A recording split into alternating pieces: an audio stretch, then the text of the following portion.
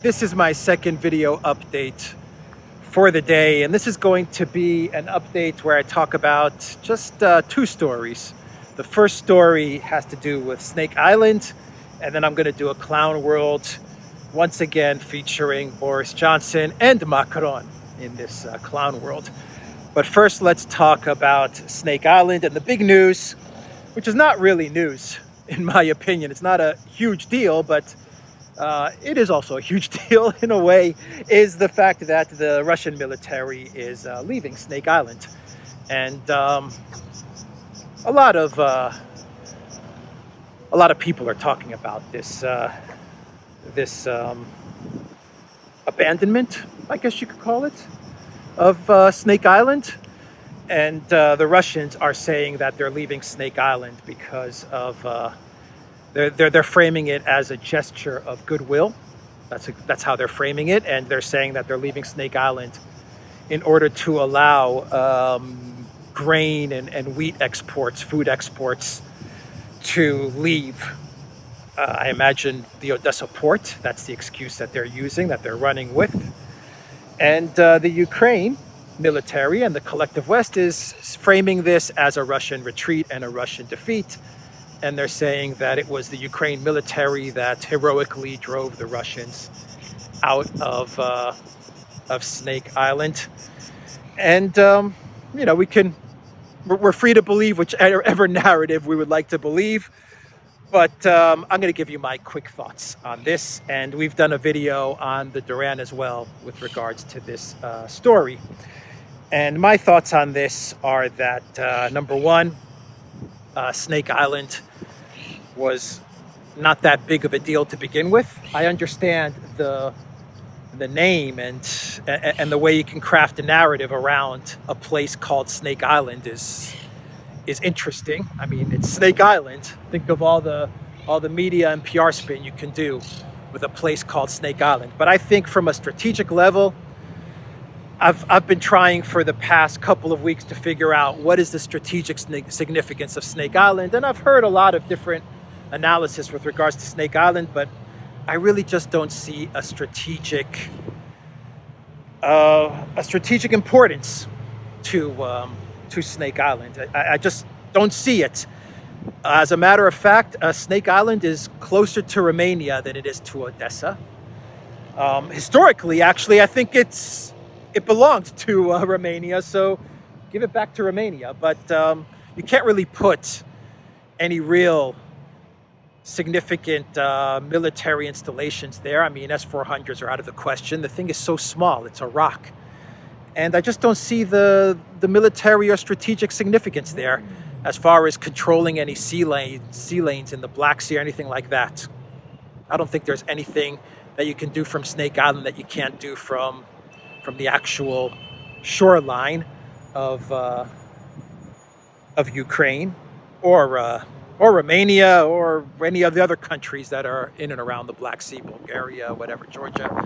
So I just don't see any real strategic significance with Snake Island. So what I think is going on with Snake Island is this. These are just my thoughts, and I could be wrong. This is what I think is going on. I think the Russians, in the beginning of the special military operation in phase one, where they were operating and performing some feints and shaping the battlefield in the Donbass, I think that one of the feints, one of the distractions, was in and around Snake Island. I think the big distraction, the big military feints were in Kiev and in and around Odessa and a little bit in Kharkov. And they were performing these feints and these distractions in order to keep the Ukraine military occupied, so that they could shape the battlefield in Donbass leading up to phase two. We know the story, we know the strategy that was implemented, and it worked perfectly. And I think one of those feints happened to be Snake Island. I don't know if it was by accident or on purpose, but they managed to take Snake Island very easily, contrary to the dumb narrative that you hear about this plane and this boat, and the Ukraine military said F you, that whole stupidity, that whole dumb story that was created around Snake Island. That's fiction. We know the Russians took it very easily. and Ukraine surrendered, and it was a real easy victory. And I think it was just part of the original distraction, the original feint. It just kind of got lumped into it. And it may have been part of the plan as well. Who knows? But anyway, it was taken by the Russians with real ease. And that was that. And you didn't really hear much about Snake Island after that. And I believe the Russians, they stayed because they could. It's kind of like squatting a room in a house or an apartment, in an apartment building, like squatting an apartment in like an apartment complex, and no one tells you anything. You kind of move in there. You moved in with very little resistance, and no one tells you anything, so you just kind of stay there for a couple of months until someone starts to cause trouble.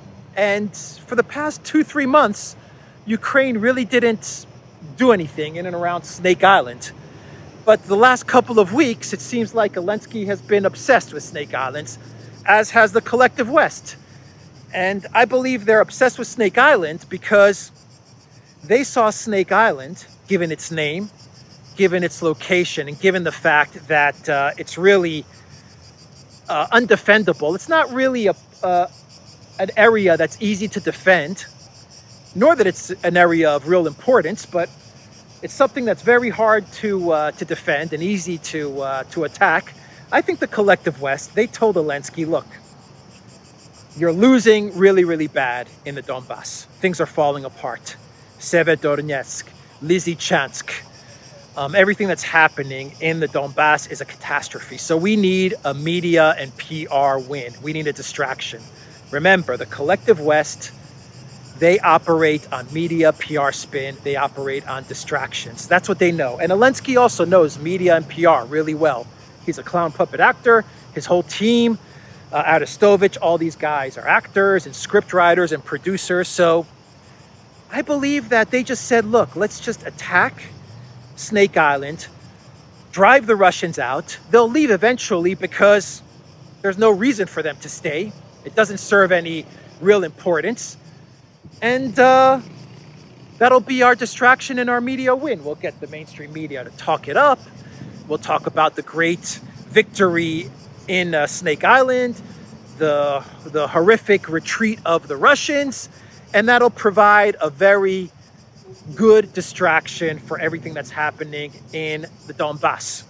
And that's exactly what's happened. The Russians, they put some troops there. They put some weapons there. I think they just kind of sat there. Maybe they did some, maybe they thought that they could probably, distract the Ukrainians some more. Maybe they thought, what? We can keep them a little more occupied with Snake Island. We can see the weapons that they put in Odessa. Maybe we can see what these Neptune anti-ship missiles, let's see what they can do. And all of these things. But at the end of the day, I think the Russians said, this is more of a headache than it's worth. It's a distraction for us. It's costing us money. It may cost us lives of our soldiers as well. And it serves no strategic importance. So let's pull out. And I believe that the thing that really made the Russians take the decision to pull out, really made up their mind, was the oil rig attack that took place about a week ago. I believe the Russian military said, the Ukrainians, they're trying to attack Snake Island over and over again. Now they've actually taken out business and civilian infrastructure, and they've caused, civilian deaths because of the oil rigs, because they were trying to hit Snake Island and they failed, and instead they got the oil rigs. You know what? Let's just get out of here. It served its purpose. It served as a distraction that it was meant to serve as. Maybe we got some good intel as well. Maybe not. I don't know. Let me know in the comments down below if they could have used it as some sort of staging area for some intel as well. And that's it. Let's go now and continue to focus on the Donbas, mop up Lysychansk, get to Slavyansk, make Donetsk and Lugansk whole, and then move towards Odessa. One of the things that I'm guilty of, and I think a lot of analysts are guilty of, is to kind of lump in Odessa with Snake Island, to think that Snake Island was going to serve as this big staging area for Odessa. When you look at a map, as I said in the beginning, Snake Island is closer to Romania than it is to Odessa. It's not going to serve any purpose with a possible move towards Odessa if that is part of the plan from Russia. So Snake Island isn't going to serve as any importance for some operation towards Odessa either. And I've been guilty of saying that in the past as well, saying, Snake Island, maybe it can serve a purpose for Odessa. It really won't. When you look at a map and you see how tiny and insignificant Snake Island is, I mean, it's a freaking rock. It doesn't serve any purpose. So I think that oil rig incident kind of made up the mind for the Russian military to say, it's more of a hassle than it's worth. Plus, the Russians are winning big in Donbass. What's the trade-off? The mainstream media for the next week and the Zelensky regime, they're going to talk about the great heroic victory at Snake Island. And it sounds great. It rolls off the tongue, Snake Island. The Hollywood scriptwriters are already preparing the movies for Snake Island. They're already doing it, just like they're creating the movies for the siege of Kiev and for the evacuation at Azovstal, right? All these scripts are being prepared, and Snake Island is going to be a good one. Snake Island, What was that movie, Snakes on a Plane, with Samuel Jackson? This is stuff that Hollywood is made for. So they got that win. They managed to take over a rock, literally a rock. Maybe the sound of this little, maybe it's the size of this little park. I mean, really, that is Snake Island. Okay, so they're going to run with that for the next week or two. But take a look at what the Russians did. While Ukraine is going to hype up a rock, the takeover of a rock that makes zero difference to the outcome of this war, zero difference. The Russians took over Severodonetsk, Lysychansk. They've made Lugansk whole. And Alexander told me today, as we were doing the video for the Duran, he mentioned that Severodonetsk and Lugansk is a major industrial area. And that is what Andrei Martyanov pointed out in many of his videos, his excellent analysis that he does. I mean, Andrei just does a big picture, very smart, scientific analysis of what's going on. And he hits upon the important points. And he made the point that this whole area in Donbass, this is like the heartland industrial area of Ukraine, factory after factory, all of them connected, all of them at one point in time producing all of these goods and service, all of these goods and products. Alexander pointed out that Severodonetsk and Lysychansk, just these two cities, these two areas, you're looking at a population of over 300,000 people. I don't know if that's accurate, but even if it's a little less, even if it's a little bit more, what's your trade-off? The Donbass, Lugansk, Donetsk, a population of 300,000, the industrial heartland of Ukraine, or a rock with a population of zero that serves zero strategic importance. Zero strategic importance. So, Lysychansk and Severodonetsk, it doesn't roll off the tongue like Snake Island does. So I guess you can't really create the big blockbuster Marvel superhero Zelensky film out of it. But, it's we're talking about PR versus reality. Now, where did the Russians mess up? And I'm going to end it here. They messed up in their narrative, in the PR. The Foreign Ministry of Russia, they understand social media. Lavrov, they understand messaging. Lavrov, Zakharova, they're so good at messaging. They're so good at using the media and social media. They're excellent at doing interviews. They understand the media, especially the foreign media. The Russian Defense Department, not so much. They're terrible at the media. I mean, you look at the statements that they give every day. It's just kind of like, we took out this, we took out that, we did this, we did that. Everything is going according to plan. Everything is on time. Thank you very much. Okay, it's good information, but it's not really sexy. It's not really, spiced up. It's just kind of like what they've done. Bam, bam, bam, bam, bam, and then everything's going as planned. Thank you, goodbye. And those are the briefings from the military. And so with with Snake Island, they really bungled it. They really messed up with the messaging and the narrative because it's BS. You know, we're doing this as a gesture of goodwill. Come on, in order to remove grain from Ukraine, in order to get food out of Ukraine, that was dumb. That was not good messaging at all. They should have just said the truth. You know, connecting it to grain and food is a mistake because it's like you're admitting that you were blockading the port of Odessa with Snake Island, which is nonsense. Snake Island wasn't actually blockading the export of wheat. That's ridiculous. So by saying that you're leaving Snake Island in order to allow grain to leave Ukraine is almost like an admission of guilt. So that was dumb. That's dumb messaging right there. That's a mistake.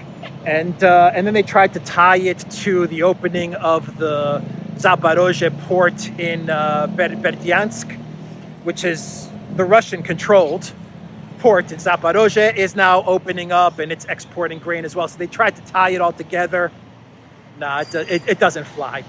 That's a BS excuse. And so in the messaging, they messed up.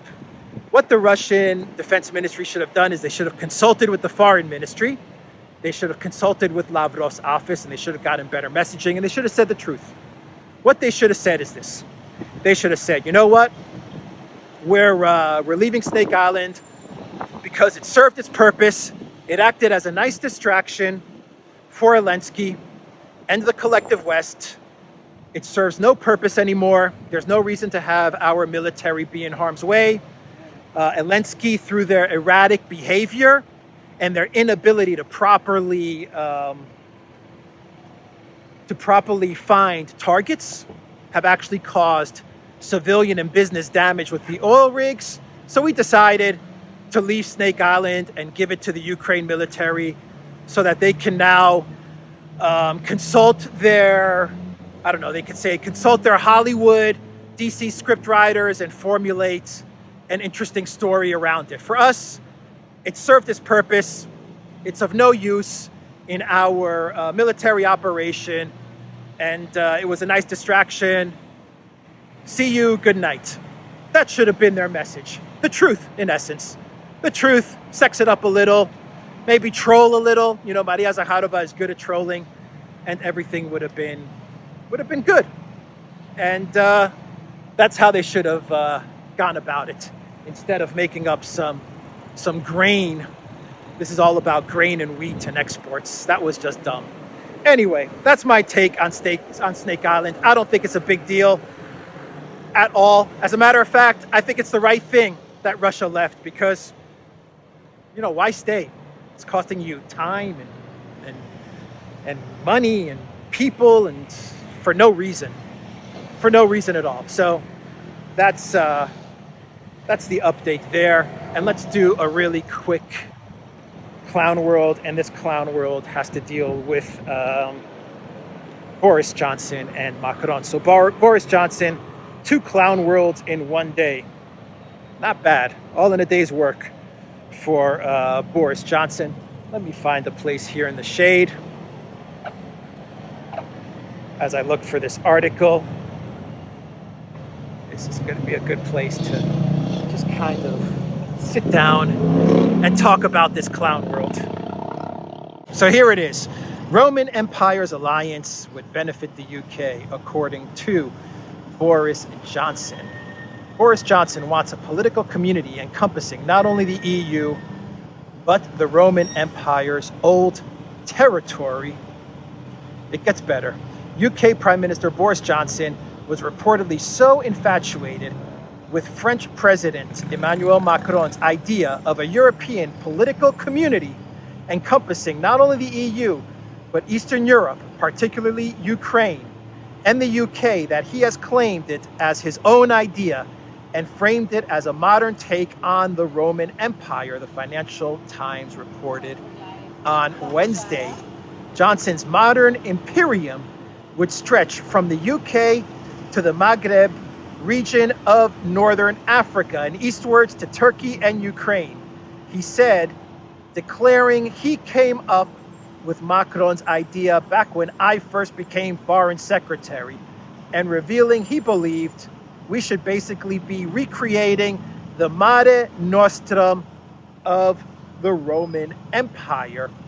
In an audience with journalists en route to Madrid for the NATO summit on Tuesday, Mare Nostrum was the Roman name for the Mediterranean Sea, adopted at a time when the empire controlled much of Europe, the coast of northern Africa, and modern-day Turkey extending into the Caucasus region. However, Macron preempted even Johnson's revisionist chronology when he proposed the idea at the European Parliament, claiming his predecessor, François Mitterrand, had called for a broad European club all the way back in 1989 as the USSR was facing crises.